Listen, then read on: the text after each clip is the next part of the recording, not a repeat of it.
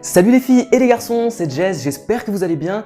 Aujourd'hui je vous retrouve pour vous présenter 3 de mes recettes de smoothie vert et smoothie détox préférées que j'ai intégrées à ma routine quotidienne de tous les jours. Et puis pour cette recette, je vais être assisté par Neil Minamoto qui a gentiment accepté de m'aider pour cette vidéo. Allez, c'est parti.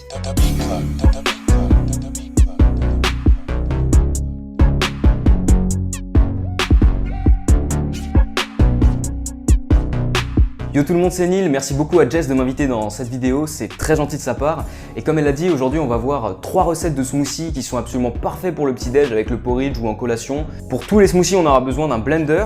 Mais si vous n'en avez pas, un simple mixeur bâton, ça suffira très bien. Pendant 4 ans, j'ai fait tous mes smoothies avec ça. Ce sera juste un peu plus grossier, mais ça marche quand même vraiment bien. Donc le premier smoothie, ce sera un smoothie banane fruits rouges citron vert. Et la base de tous les smoothies, ce sera la banane. J'en mets à peu près 2 de taille moyenne, mais vous en faites pas, c'est pas de la chimie. C'est pas très grave si vous n'avez pas les proportions exactes et c'est spécialement vrai pour les smoothies. Donc, on va mettre les 2 bananes. Une centaine de grammes de fruits rouges congelés, et si vous n'avez pas un mixeur puissant, vous pouvez le passer très rapidement au micro-ondes. Mais si vous avez un blender comme ça, mettez-les directement congelés, ça rafraîchira vraiment le smoothie. On va rajouter aussi le jus d'une orange. Et évidemment le jus d'un citron vert.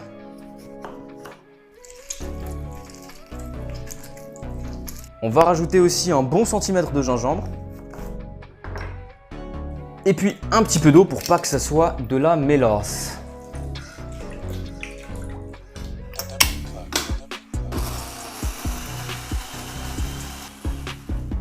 Et puis on sert ça dans des petits verres parce que je suis un Instagrammeur.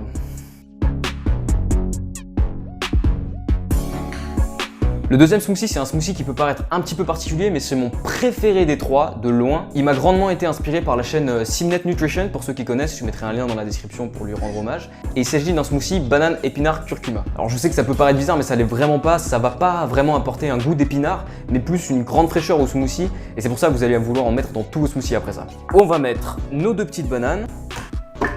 Environ 150 grammes d'épinards congelés, mais si vous en avez des frais, ça marchera encore mieux, ce sera même d'ailleurs plus sain.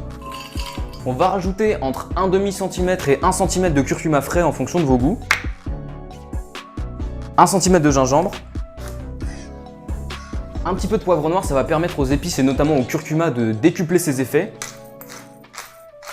Je vous ai mis en lien en description des articles qui parlent un petit peu de la complémentarité du curcuma et du poivre noir si ça vous intéresse. Et puis on va rajouter 1 ou 2 dattes dénoyautées et qui proportionnellement contiennent 2 fois plus de potassium que les bananes, contrairement à ce que tout le monde pense. Et le petit plus, c'est de rajouter une pomme, ça va adoucir le goût de la banane et puis ça va donner une texture très fraîche au smoothie. Là, j'enlève les pépins parce que mon blender, il n'est pas ultra performant, mais si vous avez un blender à grande vitesse, vous pouvez carrément mettre la pomme en entier, vous ne les sentirez pas du tout. On rajoute un peu d'eau. Et on mixe tout ça.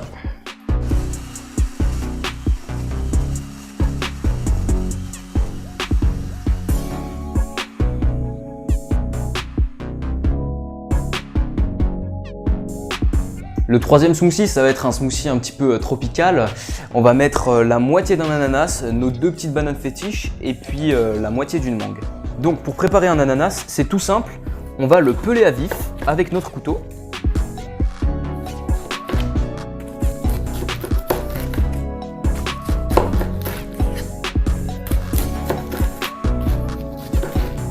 Et on va le couper en 4 dans le sens de la longueur. Et puis on n'a plus qu'à enlever la partie un petit peu dure du milieu avec notre couteau comme cela. On va mettre la moitié de l'ananas une fois qu'on l'a préparé. Je coupe en petits morceaux pour faciliter le travail du blender, mais c'est même pas forcément utile. Pour la mangue, il n'y a pas vraiment de technique plus efficace que celle que je vais vous montrer, je trouve, à part peut-être 2-3 tarés qui font de la street food, qui vous découpent une mangue en 20 secondes. Mais globalement, c'est comme ça qu'on fait quand on veut garder ses doigts. Donc, on va découper la mangue à peu près au milieu et on va essayer de racler le noyau. Et puis, on va découper en environ 5 tronçons. Puis, on va passer le couteau pile poil entre la peau et le fruit en appuyant sur la peau et sur la planche. Et c'est vraiment comme ça, je trouve, qu'on gaspille le moins de fruits. sur ce smoothie, à la place de mettre de l'eau, on va mettre du lait d'amande. Et puis c'est pas la peine d'en mettre beaucoup parce que l'ananas contient beaucoup de liquide. Et puis si on en met trop, ça risque même d'être un petit peu écœurant. Voilà, ça suffit largement. On rajoute le couvercle et puis on mixe ça comme il faut.